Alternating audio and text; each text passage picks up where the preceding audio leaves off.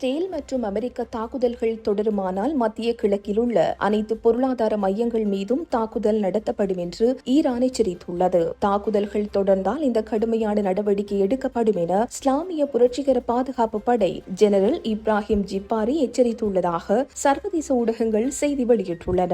அமெரிக்காவும் இஸ்ரேலும் ஈரானின் பிரதான மையங்கள் மீது தொடர்ந்தும் தாக்குதல் நடத்த தீர்மானித்தால் அதற்கு பதிலடியாக பிராந்தியத்தின் அனைத்து பொருளாதார மையங்களும் இலக்கு வைக்கப்படும் என்று அவர் குறிப்பிட்டுள்ளார். தற்போது ஹார்முஸ் ஜலசந்தி மூடப்பட்டுள்ளதாகவும் இதன் காரணமாக உலக சந்தையில் மசகு எண்ணெய் விலை ஏற்கனவே $80 கடந்துள்ள நிலையில் இது விரைவில் $200 எட்டக்கூடும் என்றும் அவர் சுட்டிக்காட்டியுள்ளார். இதேவேளை ஈரான் மீது நடத்தப்பட்டு வரும் தாக்குதல்கள் காரணமாக இதுவரை அந்த நாட்டில் 700க்கும் மேற்பட்டோர் உயிரிழந்துள்ளதாக ஈரான் செம்புரை சங்கம் அறிவித்துள்ளது.